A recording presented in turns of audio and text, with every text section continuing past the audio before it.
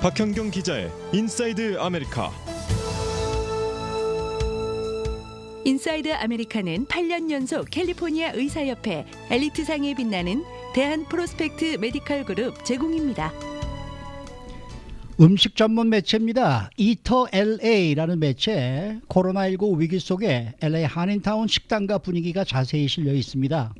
많은 한인들이 위기를 극복하기 위해서 고군분투하고 있다라는 내용인데요. 박현경 기자. 네, 안녕하십니까. 이 한인타운 식당가는 주류 사회에서도 주목한 지 이제는 꽤 오래된 것 같습니다. 한인뿐만 아니라 타 커뮤니티 주민들도 타운 식당을 많이 찾기 때문이죠. 이 이터 LA는 먼저 이런 한인타운 식당가 분위기를 소개했는데 어떤 내용입니까? 네, 우선 LA 한인타운부터 소개했는데요. 네. 전국에서 가장 많은 한인 인구가 있는 LA 한인타운은 문화와 또 비즈니스의 허브라고 전했습니다. LA 지역 안에서 가장 인구 밀집도가 높고요. 보행자들이 걸어다니기 가장 좋은 동네 중 한 곳으로 꼽았습니다. 네. 그러면서 넷플릭스에서 방영한 다큐멘터리죠. 이 어글리 딜리셔스 호스트인 데이빗 장 셰프가 자주 칭찬하는 곳이라고 밝혔는데요. 아주 다양한 식당들이 모여 있다는 것입니다. 여기서 생겨난 아주 작은 규모의 맘앤팝 가게들부터 한국에서 진출한 체인점들까지, 그리고 짜장면부터 돼지고기 보쌈집까지, 그리고 빼놓을 수 없는 게 고깃집이죠. 이제 LA 한인타운 바베큐는 중앙 무대에 서게 됐다고 적었는데요. 아이콘이 돼버린 박대감내와 조선갈비는 전 세계 팬들을 매료했다고 썼습니다. 갑자기 먹고 싶네요. 예. 숯불갈비집이 더 좋은데. 네. 근데 굉장히 인기가 많았잖아요. 우리 LA 한인타운 식당가가. 근데 지금 상당히 어려움을 겪고 있어요. 최근에는. 맞습니다. 이 한인타운이 얼마나 어려운지는 잠깐 차를 타고 지나가면서 봐도 쉽게 알 수 있는데요. 요즘에는 일요일 오후 윌셔와 웨스턴길 교차로 그 전철역 앞은 텅 비어 있고요. 일부 거리 벤더들이 직접 만든 마스크를 하나에 $5씩 판매하고 있는 상황입니다. 그리고 한인타운에서는 주차 공간 찾기가 늘 매우 어려웠는데 지금은 많이 남아 돌고 있습니다. 맞습니다. 제가 출근할 때 보면 육갓길이나 저희 세라노길을 올 때 보면 새벽에라도 차가 꽉꽉 차 있었어요. 코로나19 사태 전에는. 네, 근데 텅텅 비어 있어요, 지금은. 맞습니다. 네. 이처럼 한인타운이 어려움을 겪기 시작한 거는 2월로 거슬러 올라가죠? 네, 기억하실 텐데요. 그 대한항공 승무원이 LA에서 한국으로 가서 코로나19 검사 결과 양성 판정 받았다면서 그 승무원이 이곳 한인타운 음식점 방문했다고 완전히 거짓으로 작성된 그 찌라시가 나돈 게 2월이었습니다. 이터 LA도 이를 시작으로 코로나19 관련 타운 식당가가 경제적인 붕괴를 보기 시작한 것이라고 전했고요. 이어 3월 중순 캘리포니아주 식당 내 식사가 금지되는 등 일부 셧다운 조치가 내려졌죠.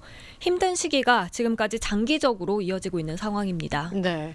근데 뉴욕 맨하튼의 경우에도 한인타운이 있어요. 예, 그 인근에. 근데 LA 한인타운하고 뉴욕은 조금 분위기가 많이 다르죠. 네, 이터 LA에 따르면 맨하튼 한인타운은 회사가 소유한 비즈니스들이 많다고 합니다. 반면 LA 한인타운에는 스몰 비즈니스들이 즐비해 있습니다. 그래서 LA 한인타운 식당에선 어떻게든 수익을 내기 위해서 오픈을 결정했는데요. 픽업, 배달, 아니면 이 둘 다 하는 그런 식당들이 맨하튼 한인타운 식당가에 비해서 많다고 합니다. 요거 두 가지는 다 하시는 것 같아요. 네. 뿐만 아니라 상당수 식당들에선 커뮤니티와 어울리고 협력하는 데 집중하고 있는데요. 예를 들면 이 로컬 단체와 함께 시니어들이나 저소득층 등 필요로 하는 가정들의 음식 배달해주는 그런 식입니다. 물론 일부 식당들은 문을 닫았죠. 이터 LA는 LA에서 가장 오래된 순두부 식당인 베벌리 순두부는 일시적으로 문을 닫았다고 전했습니다. 네, 그렇군요. 베벌리 순두부가 제일 오래된 순두부 식당 맞습니다. 기억납니다. 네. 옛날에는 베벌리 블루보드 있었는데. 예. 이 일시 문을 닫은 식당들은 종종 볼 수가 있는데 이런 시기를 이기지 못하고 또 완전히 폐업한 그런 식당도 있습니까? 네, 이터 LA는 그걸 이제 LA 한인회 측에 문의했는데요.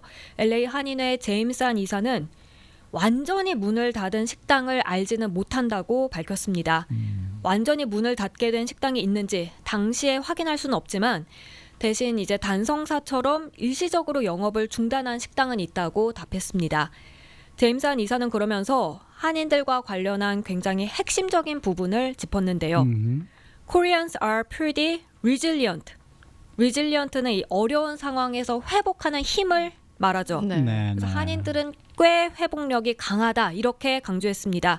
이어서 어떤 것도 다 싸워 이겨낸다고 밝혔습니다. 하긴 뭐 오늘이 4.19 폭동 28주년인데 그러니까요. 28년 전에 이 한인타운은 뭐 완전히 폐허였었거든요. 근데 다시 이렇게 번화한 거 보면은 정말 이 회복력은 대단한 민족이 바로 우리 네. 한인들이 아닌가 이런 생각이 듭니다. 그래서 네. 그 LA 한인회의 제임스 한 이사장 같은 경우에도 지금 최영호 앵커가 말씀해주신 그런 부분 때문에 이걸 강조를 했던 것 같아요. 아, 그렇군요. 네, 네. 맞습니다. 제임스 한 이사는 4.19 폭동을 언급했는데요.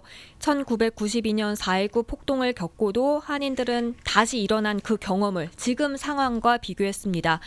앞서 모닝뉴스 2부 시간에도 전해드렸습니다만 이 4.19 폭동은 한인 사회의 상처이자 아픔이죠. 이터 LA도 한인 사회가 4.19 폭동으로 엄청난 피해 입었다고 전했고요. 4.19 폭동에 가장 큰 피해를 입은 한인 사회도 이 4.19 폭동을 잊지 못한다고 밝혔습니다. 네. 그런데 사실 이번 코로나19 사태가 4.19 폭동 때보다 더 힘들다라는 한인 업주들도 있다면서요. 네, 그렇습니다. 함재박 업주는 이터 LA와 인터뷰에서 그렇게 말했습니다. 함재박은 1989년에 처음 문을 열었다고 합니다. 그래서 4.19 폭동도 겪고 다시 일어선 식당 중 하나인데요. 지금은 2세대 애담조 업주가 함재박 운영하는데 이 애담조 사장은 우리가 수백만 달러를 갖고 있는 게 아니다 이렇게 말하면서요. 만약 한두 달간 지금처럼 식당 안에서 식사를 할 수 없게 한다면 완전히 문을 닫아야 할 처지라고 말했습니다. 정부가 주는 그 1,200달러로는 우리가 할 수 있는 건 어떤 것도 없다 이렇게 어려움을 호소했습니다. 비즈니스 하시는 분들한테는 턱없이 모자란 금액이긴 하죠. 네. 네. 또 LA는 그 LA 일식당이죠. 이 아라도 이 사장님이신 그분의 인터뷰도 실렸잖아요. 네, 이 그 함재박 사장과 비슷한 걸 우려했는데요. 이 김용호 사장, 그 남가주 한인 외식업협회 회장이기도 한데 그렇죠, 네, 그렇죠. 네. 이 협회는 그 남가주 한인 업주가 운영하는 1,300곳 식당들이 소속돼 있습니다. 근데 김용호 회장은 약 30%가 일시적으로 영업을 중단했다고 말했고요. 이런 가운데 만약 5월 중순까지 이 LA시 셧다운 명령이 풀리게 된다면, 그러니까 중순 이후에 풀린다면 이들 식당은 살아남을 수 있을 것이라고 예상했습니다. 하지만 그 이상 명령이 연장되면서 문을 계속해서 그 후에도 열지 못한다면 얼마나 많은 식당들이 다시 오픈할 수 없을지, 즉 완전히 폐업해버릴 수 있을지 알 수 없는 상황이라고 김용호 회장은 걱정했습니다. 네. 그래도 우리가 앞서서 왜 한인들은 회복력이 강하다라고 얘기하지 않았습니까? 네. 많은 한인 업주들이 이 어려운 위기를 극복해 나가려고 고군분투하고 있을 것 아닌가 이런 생각이 드는데요. 네, 이번에 사실 식당들 중에서도 가장 힘들 것으로 점쳐진 곳이 고깃집이었습니다. 많은 주민들이 직접 식당 가서 고기 구워 먹는 맛에 고깃집 찾아가니까요. 하지만 상당수 한인 고깃집들은 코로나19 사태 후 아이디어를 냈는데요. 쿼터스나 강호동 백정의 경우 테이크아웃과 배달을 하면서 영업하면서 이 코리안 바베큐 킷을 테이크아웃 할 수 있게 내놨습니다. 아, 집에서 다 구워 먹을 수 있게끔. 네네. 정확히 어떤 건지 설명이 네. 자세히 나오지는 않았는데 집에서도 쉽고 또 맛있게 그렇게 구워 먹을 수 있게 패키지 포장해서 제공하는 듯 싶습니다. 지난주에 박대감 사장님하고 인터뷰를 했었는데 그분은 그 옆에 그 정육점을 두어서 거기서 직접 모든 이렇게 잘라서 양념한 생고기를 따로 판다고 그러더라고요. 그럼 이제 그걸 사가지고 가서 집에 가서 구워 먹게 하겠다라는 식으로 지금 하고 있다고 그러니까 아마 지금 얘기하시는 그러한 저 코리안 바베큐 킷도 바로 그런 식이 되지 않을까 이런 생각이 드네요. 네. 사실 고기는 구워가지고 집에 가서 먹으면 맛없잖아요. 그렇죠. 네, 집에 네. 가서 구워 먹든지. 화로에다가 다 넣고서 구워 먹어야 맛있는 건데. 그러니까 다른 뭐 박대감 같은 경우에는 정육점을 따로 예전부터 운영을 했었지만 원래 있었습니까? 예, 아. 예, 있었는데 이제 오렌지 카운티나 다른 데 있는 그 바베큐 집들도요. 주변 주민들이 와서 이제 늘 즐겨 먹던 분들이 고기를 좀 팔아라 해서 고기를 파시는 분들도 계시대요. 네, 예. 네, 네. 납품 받아서. 예. 네. 그리고 요즘은 또 소셜 미디어를 잘 활용하시는 업체도 많은 것 같아요. 네, 이 소셜 미디어가 위기를 넘기는데 주요 역할을 했다는 평가입니다. 강호동 백정과 쿼터스 비롯해서 윌셔길에 있는 그 바이자 라운지인 테라코타 운영하는 조세박 대표는 사실 코로나19 사태가 오기 전까진 소셜미디어 통해 홍보하는 등 소셜미디어에 그렇게까지 힘을 들이지 않았다고 밝혔습니다. 하지만 지금은 이 소셜미디어 많이 활용한다고 했고요. 제3의 배달업체 그리고 소셜미디어의 홍보 중요성을 깨닫고 이에 많이 의존하고 있다고 설명했습니다. 네. 우리 왜 광고 오래된 광고주죠. 중국 저 배달 음식 전문점하고 이제 음악 나오는 거 흥례각인가요? 네. 네. 네. 그 집 그 사장님은 그러시더라고요. 원래 옛날에는 오더, 그러니까 주문과 직접 와서 드시는 분들이 반반 정도였는데 네. 그 반반 분들이 전부가 다 다시 오더로 오셔서 그쪽은 비즈니스가 그렇게 줄지가 않았다고 또 말씀을 하시더라고요. 그리고 모 족발집도요. 예전에는 뭐 그러니까 다인인 하시는 분들이 많이 계셨잖아요. 이제 네네. 소주도 한잔 하시고. 근데 요즘은 예전보다 훨씬 더 매출이 많이 늘어났다 그래요. 그 오히려. 픽업하고 이제 배달 가는 것들이. 예. 그러니까 그 음식 종류에마다 다른 모양이죠. 조금씩 그러니까. 차이가 있는 것 같아요. 네. 네. 그러니까 탕집 같은 데도 뭐 투고로 가져가면 되긴 되겠네. 그러니까 여러 가지 그 아이디어를 내면은 이런 난관을 또 어떻게 좀 위기를 이렇게 호기로 바꿀 수 있는 그런 아이디어를 내시면은 또 좀 이 난관을 돌파할 수 있지 않을까 이런 생각은 드는데, 네. 많은 분들이 고민들을 많이 하고 계시겠습니다만은 투고도 이렇게 여러 군데서 한번 이렇게 돌아가면서 이게 먹어보면서 과연 어떤 식으로 지금 바뀌고 있는가 한번 네. 우리 살펴볼 필요도 있지 않을까 생각이 드네요. 맞습니다. 네. 네. 박경규 기자는 주문 오더 하시면 어떤 거 원래 하세요?